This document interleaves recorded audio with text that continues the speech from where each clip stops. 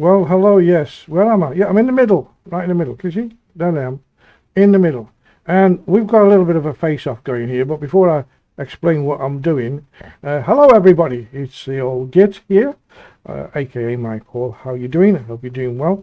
I'm a bit tired of people comparing one alpha male to another alpha male, and actually there should be three people involved in this because I should have really put Ben Habib in, but let's just take these two because they seem to be what people are talking about. And I believe, you know that I'm biased anyway, because you know I believe him, but I do also quite like Rupert Lowe. I've said that because I don't want you to think that I'm going to be biased in what I've researched. Okay? From my point of view, I'll say from the outset, I would prefer, of course, Nigel Farage. So, who would you rate most to be next Prime Minister of the UK on their achievements? So let's look at that, because that's all I'm going to do with this video today, is I'm going to look at their achievements.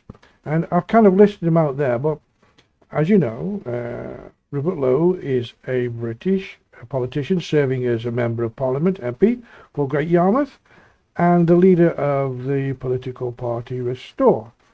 And as you know, as far as Nigel Farage is concerned, he's the leader of the did I say, yeah, he's the leader. Nigel is leader of the Reform Party, and at the moment he's not voted in. He will be soon, I hope, unless the ridiculous people of who vote for things like bin liners and things, I don't know, bin face and all that sort of crap, which will disrupt British political ways. And not only would it do that, I mean, it makes us look like a complete bunch of muppets, doesn't it? Having people like that standing for Parliament and be allowed to do it. And it's not good. I'm sure that people are just laughing at Britain in every which way, But anyway, that's not the story. The story is who is going to be, who would make the best Prime Minister out of these two people. Now, on their achievements, okay. Well, let's have a look. I've written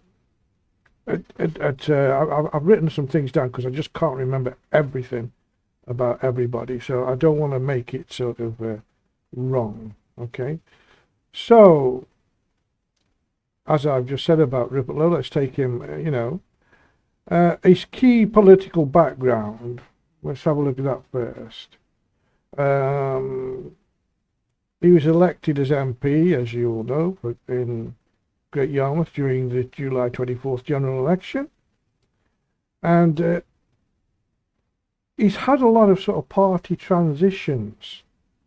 Originally, he was elected under Reform, because he was part of the Reform when they all kicked off to make the Reform Party, and he was a big part of that.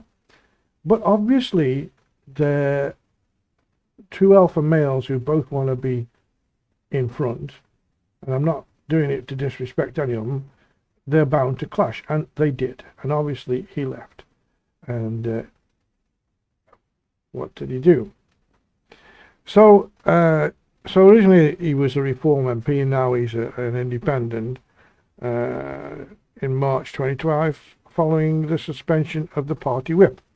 So let's get on. This is where he decided that he was going to found his own party, which is the Restore Britain Party. They founded the political party organisation Restore Britain in June 2025, which was officially registered as a political party in the early 2026, making him the party's sole sitting MP. And I have to say, he hasn't made waves in the House of Commons when he stood up and the things he said and the committees that he's approached. He's been very active, considering that the party has only got one MP. But I will say that, and in his favour, he's gained lots of members, quite a lot of members, and it's a great achievement. So I'm not knocking him on any of those things, right? But let's have a look at his past roles. Okay? Previously, he served as a member of the European Parliament. He was an MEP for West Midlands from 2019 to 2020, representing the Brexit Party, which again is affiliated to Nigel Farage. He also is widely known for his business career, including his post and tenure as chairman of Southampton Football Club. So, that's setting the scene for, of course, Rupert Lowe. Good man, strong beliefs, alpha male, definitely, has worked well, but has he done enough to make himself more qualified to be the next Prime Minister than Nigel Farage? Unfortunately, there's a lot more to Nigel Farage, and I'm not just saying it, than there is to Rupert Lowe. And I'm saying that now at the outset. Okay? Now, he is highly influential. They call him a right-wing populist. Nigel Farage, in my opinion, he's a centre-right politician. He's not outlandish and outrageous. Best known for his central role in engineering Brexit, which we all know. The United Kingdom withdrew from the European Union, reshaping the country's immigration debate, despite spending most of his career operating outside traditional government structures, which he has. So straight away, he's actually had a lot of success being outside and not being voted into anything, and he has influenced the country's direction in regards to the European Parliament and other things. But his core political achievements, let's look at those. As I say, he was a driving force behind Brexit. He used platforms to pressure Conservative government into calling the 2016 EU referendum. He wasn't a politician. He was a politician in name, but he wasn't voted in as an MP. He spearheaded the parallel headline Leave EU campaign, leader of the multi-populist parties. Those were the other campaigners, I suppose, who were, I think it was Boris Johnson and others who got involved. He also founded and led the UK Independence Party, UKIP. He later founded Brexit Party, which now is rebranded as Reform. So he's a long-serving European lawmaker. He's been involved for over 3 decades in politics, and he's had many successes, even though he was not voted into any particular role except an MEP, which we don't demean because he used that platform to get us out of Europe. If you agree, I agree. You shouldn't be in Europe. He served as a member of the European Parliament, as I said, until the UK officially exited in 2020. He famously used Strasbourg and Brussels as a stage to mock the EU officials, which he did. There's some very, very funny speeches if you go back and watch him. And he was very hard. And this is something that shapes the man. He's a very forthright man. Says what he wants to say, says what he means, and stands by what he says. That's something that I think also Rupert does, but Rupert he's not got the longevity. Okay? Although he did try, after seven failed attempts to win a seat in the British House of Commons, he was elected as an MP for Clacton during the July 2024 general election. Now, he isn't there now because he's trying to prove a point. He wants to show that the people are behind him, and I believe that they will be. Okay, but let's look at chronologically the political timeline of Nigel Farage. He left the Conservative Party to become a UK founding member in 1993. 1999 to 2020 served continuously as the MEP, as we know. 2006 to 2016, led UKIP through various stints, pivoting it from a single issue anti-EU party to a broader anti-immigration and anti-establishment movement. So his party, that actually party did progress. Okay. 2014, he led UKIP to historic victory in the UK European Parliament elections, pushing mainstream parties into third and fourth place. The man, if he sets out to do it, he does it. Okay.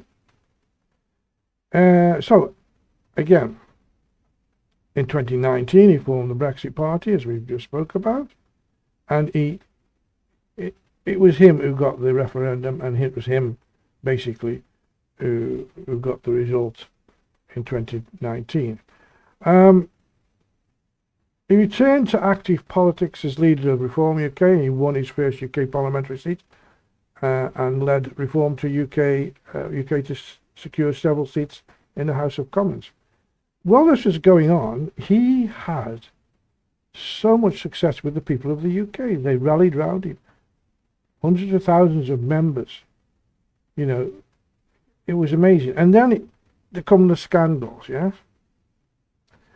Well, there's no scandal. Let's take aside whether he was a politician or whether he wasn't a politician when he accepted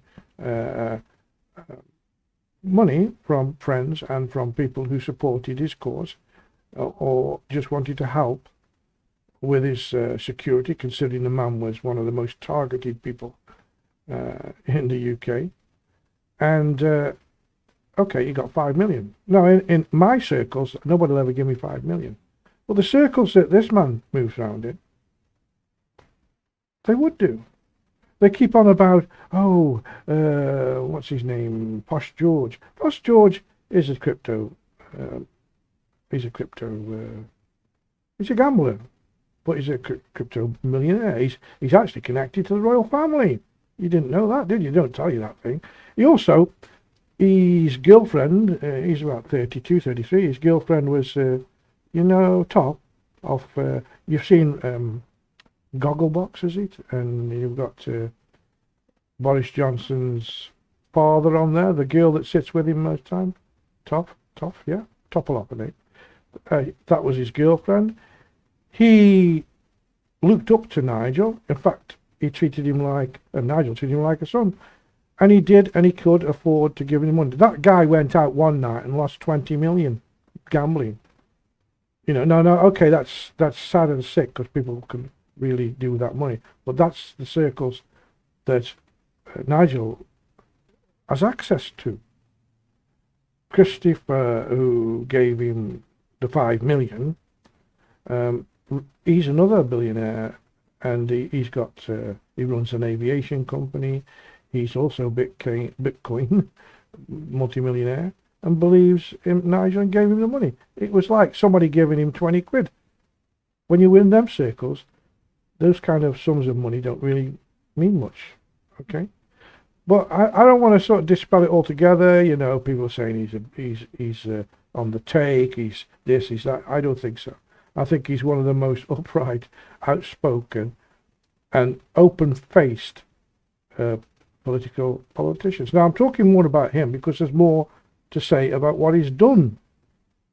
So, when this all came about, he actually did resign as a Clacton, as the MEP for Clacton, to trigger a by-election, so that they say it's to avoid the probe. It's not. I mean, he's been probed by the Mail, by the media, like newspapers and all the left wing. He's targeted every day. There's always something, and you know, the guy comes out and says the right thing, does the right thing, but oh no. So he's damned if he does and he's damned if he doesn't. He's also now got so sick of the mainstream press that he just doesn't engage with them, particularly the BBC. And to be sure, now I wouldn't either. So Farage, I don't know, his primary impact has been his ability to shift the limits of what are considered acceptable mainstream political discourse to an Overton winner by threatening to siphon away right-leaning voters. Has successfully forced consecutive Conservative Prime Ministers, most notably David Cameron, to adopt stricter anti-immigration stances, ultimately greenlight the Brexit vote as well. But so, the two men, I've said more about Nigel Farage because he's a political animal, more than Rupert Lowe, although Rupert Lowe has had his successes. So if you see the chart I put there, what's he had? He's achieved, it's just achievements and the impact they've had, these people. And if you look at the national impact, well, they're all, everything that Nigel's done in that list is far outrated Rupert Lowe. And that list is there is based on their achievements. I do say, and I'll say again, that Rupert Lowe is an emerging figure with potential. But Farage has proven track record in transforming the UK Parliament. So for me, I would, if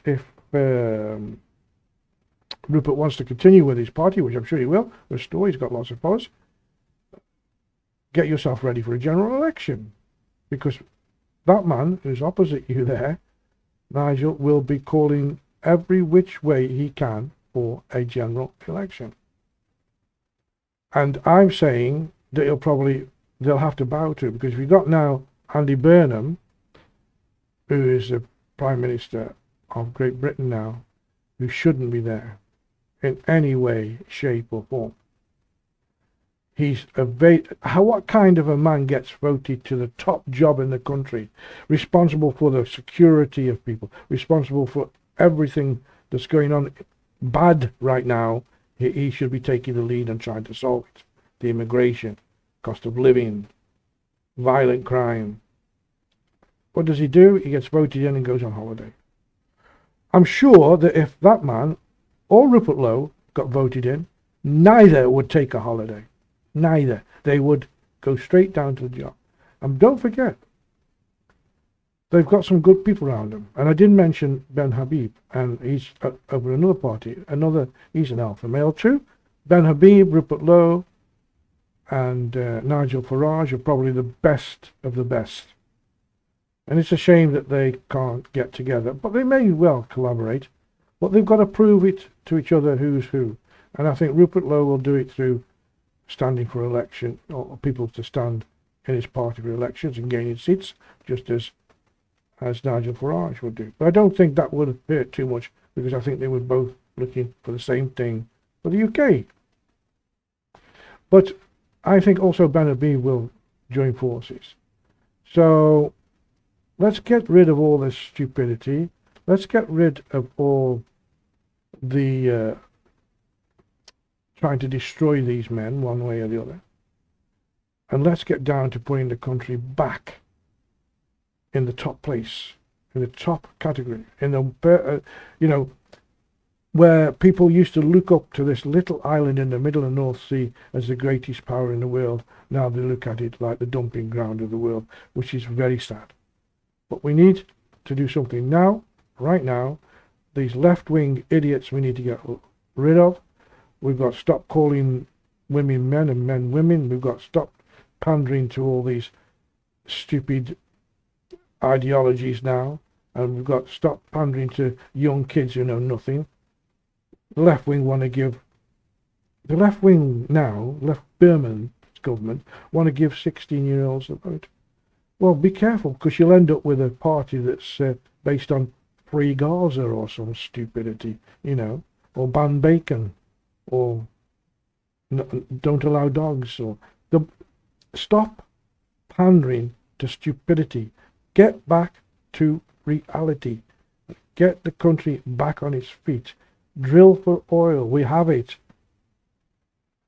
Build miniature nuclear power stations. We can. Rolls-Royce are top in the field. They've been supplying they built the nuclear submarine engines, and yeah, you've seen no sailors die from radiation there, have you? Yeah. You could put 5 or 6 nuclear modular reactors in England, because each one can supply about 1 million homes with clean energy. And you've solved your energy crisis, not depending on wind and big turbines that kill birds and and wildlife. And on the other, I look up to, and I think I've mentioned this, but a guy called Lord Banford. JCB. He's the founder of that, his family. He's now in the desert, breaking the speed record with a hydrogen car. What's wrong with car companies? Oh, we want to keep selling petrol. No, you don't.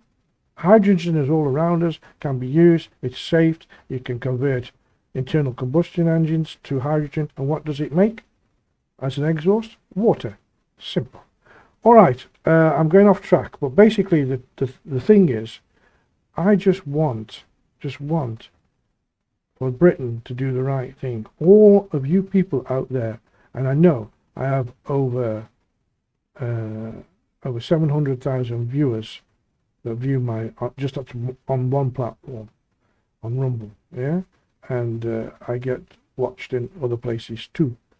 Not as many, but they're significant, and so I know people watch these videos. Now, please give me the best birthday present you could ever give me. Force the government. I'm 73, the 20th of August. All donations greatly received. I'm 73. I've seen the decline of the country that I loved, and I've left because I couldn't live there anymore. I left over 26 years ago. And all I can say is I couldn't come back because it isn't my country anymore. In fact, I'm more accepted in the country I am now. But that's a different story. So look, make us proud. Go out there, force this left-wing Fabian ideology government to call a general election and vote. I don't care if everybody voted for both of these men, as long as it was given to the people with this kind of ideology that care about your country. And that would be the greatest birthday present I could ever have. I would love to see it. Anyway, do it. Right? Do it. That's all I'm going to say today, because as I said, it's just solely about these two men. So good luck to them both, but from my point of view, Nigel Farage should be the next Prime Minister. But that doesn't discount everything that Rupert Lowe is doing. So until the next time, as the old git saying, oh, I've had me rant, and I'll speak to you very, very soon.